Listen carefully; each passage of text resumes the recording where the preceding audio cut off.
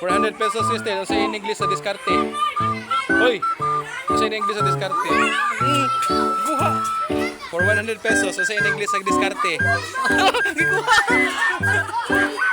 For 100 pesos sa in English sa diskarte. Diskarte? Lolo. Lolo. Ayaw na yun. For 100 pesos sa in English sa diskarte. Ayaw na naman. Diskarte oh. Oh, may quiz karon. So 100 pesos sa in English sa diskarte. Ha? Liam, baga na yan. For 100 pesos sa in English sa diskarte.